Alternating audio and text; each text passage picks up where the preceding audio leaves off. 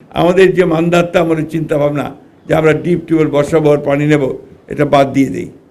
Deep টিউবওয়েলগুলো আমাদের যে ভূগর্ভস্থ পানির লেয়ারকে একেবারেই নিচে নিয়ে চলে যাচ্ছে।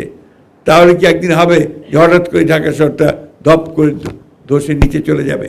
পুরনো চিন্তা ভাবনাগুলোকে বাদ দিয়ে নতুন করে কি করে বাংলাদেশকে আপনারা সত্যিকার অর্থে বাঁচিয়ে রাখবেন? বেঁচে থাকার প্রশ্ন, এটা আমার অস্তিত্বের প্রশ্ন, যে আমি এখানে বেঁচে থাকবো কি না সেই বিষয়টাকে আমাকে নিশ্চিত করতে হবে।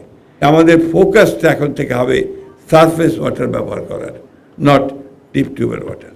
আমার এক বন্ধু যিনি বিদেশে অ্যাম্বাসেডর হিসেবে কাজ করেছেন, দীর্ঘদিন করেছিলেন, এখন তিনি বেঁচে নেই, তিনি আমাকে বলেছেন যে তৃতীয় বিশ্বযুদ্ধ যদি হয় সেটা হবে সেফ ওয়াটারের উপরে, নিরাপদ পানির উপরে।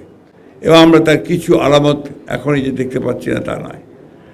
তাই পানি আমাদের অত্যন্ত জরুরি এবং সেই পানি নিরাপদ পানি, অর্থাৎ তারপরে আমরা সব কিছু আমাদের নির্ভর করছে।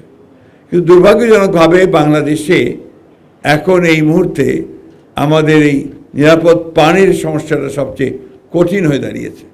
এখন আমরা সবাই চিন্তিত যে আমাদের এই ডিপ টিউবওয়েলগুলো আমাদের যে ভূগর্ভস্থ পানির লেয়ারকে একেবারেই নিচে নিয়ে চলে যাচ্ছে। তাহলে কি একদিন হবে যে হঠাৎ করে ঢাকা শহরটা ধপ করে ধসে নিচে চলে যাবে? There is every possibility. পুরনো চিন্তা ভাবনাগুলোকে বাদ দিয়ে নতুন করে কি করে বাংলাদেশকে আপনারা সত্যিকার অর্থে বাঁচিয়ে রাখবেন? It's a question of survival, not উন্নয়ন।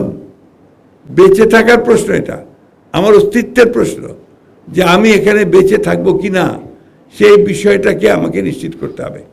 এবং দেশের মানুষ, সরকার আপনাদেরকে এই দায়িত্বটা দিয়েছেন। আমাদের ফোকাসটা এখন থেকে হবে সারফেস ওয়াটার ব্যবহার করার, নট ডিপ টিউবওয়েল ওয়াটার।